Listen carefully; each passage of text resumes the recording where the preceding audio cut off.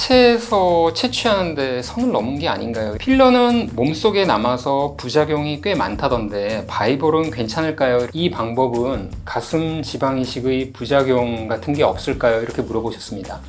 안녕하세요. 봉봉성형외과 강민구 원장입니다. 저희 성스러운 닥터 유튜브 채널에 바이볼 관련 영상들이 많이 올라와 있습니다. 그리고 여기에 댓글이 굉장히 많이 달려 있는데요. 그 중에 자주 언급되어 있는 질문들을 저희가 추려가지고 상세하게 답변 드리고자 합니다. 첫 번째 댓글입니다. KJB님이 달아주셨는데요. 이 방법은 가슴 지방 이식의 부작용 같은 게 없을까요? 이렇게 물어보셨습니다. 바이볼은 유방 재건이나 유방 미용 환자에 있어서 지금 많이 쓰이고 있고요. 지금 오일 낭종이나 석회화, 유방암과의 구분이 어렵지 않나 이렇게 걱정을 하시는데 유방암 전문가나 유방외과, 그다음에 성형외과에서 초음파나 유방 촬영술로 검사하는데 특별한 문제가 없습니다. KJB님, 또 똑같은 분이 질문을 해주셨는데요. 지방이식보다 위험성이 덜 하나요? 지방이식은 석회와 같은 위험성이 있다고 들어서요. 위험성이 덜하진 않습니다. 그러나 이제 정확하게 시술해야 되고요. 생착률이 문제가 될 수가 있는데 생착률은 지방이식보다는 훨씬 더 높습니다.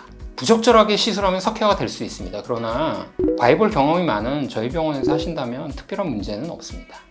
윤스님이 질문을 주셨는데요. 기존에 보형물을 넣고 수술했었는데 보형물을 제거하고 바이볼을 하려면 보형물 제거 후에 어느 정도 회복 기간을 가져야 할까요? 이렇게 질문을 주셨습니다.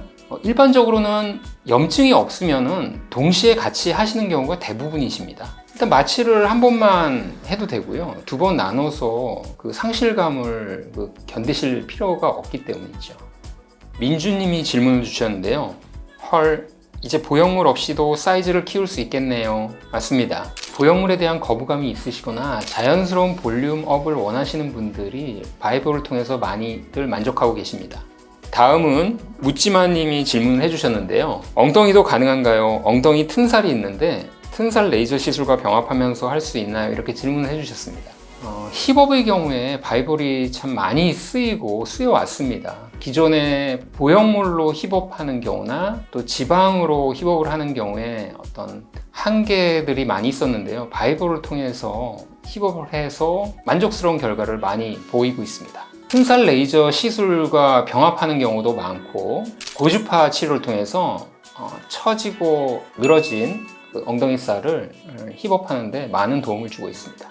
다음은 윤정님이 보형물을 넣은 가슴에도 바이볼 시술이 가능한가요? 이렇게 물어보셨는데요. 바이볼의 재료는 동종 진피죠. 그래서 보형물을 하신 분들 중에 마르신 분들이 리플링 현상이 많이 옵니다. 그래서 이런 부분을 바이볼 시술을 하면 좀 더 자연스럽고도 풍만한 가슴을 얻는데 많은 도움을 주고 있습니다.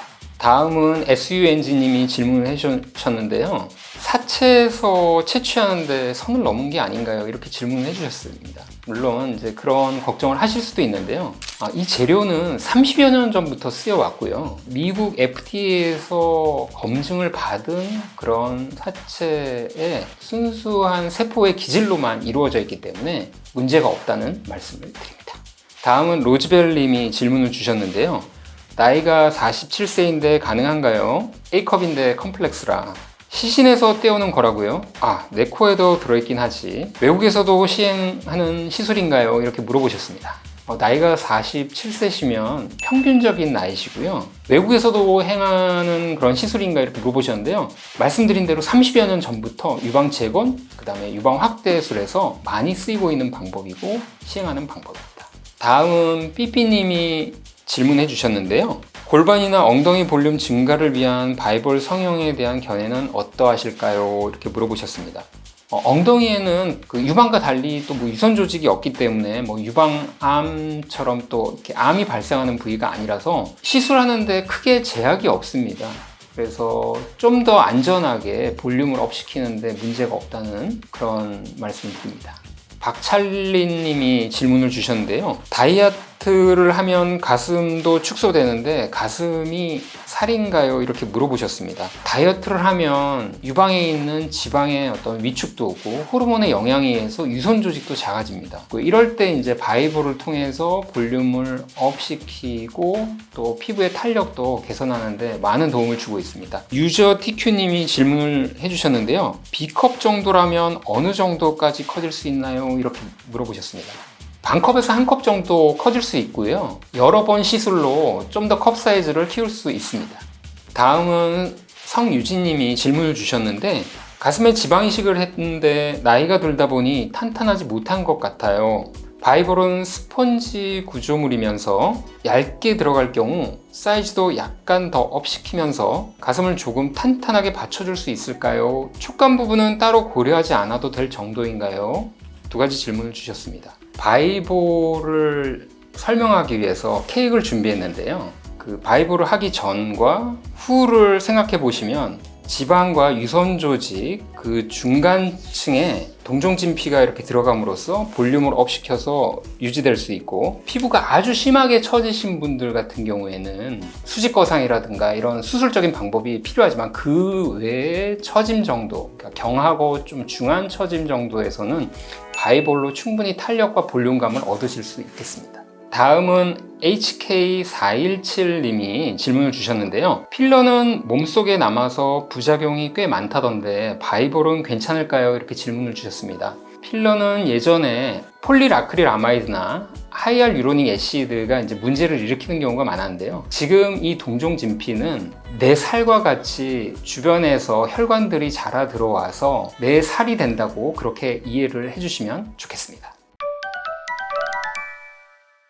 오늘 여러 가지 바이볼에 대한 댓글들을 보고 답변을 드렸는데요. 바이볼 시술은 가슴이나 힙업 수술에 있어서 봉봉성형외과에서 개발한 신기술로서 정말 많은 분들한테 만족감을 드리고 있습니다. 보형물에 대한 거부감이 있으시다거나 또는 지방이식의 어떤 흡수율을 좀 보완하면서 내 살과 같이 함께 할 수 있는 그런 좋은 재료라서 많은 분들이 시술을 받을 수 있는 좋은 방법이고 재료라고 생각합니다.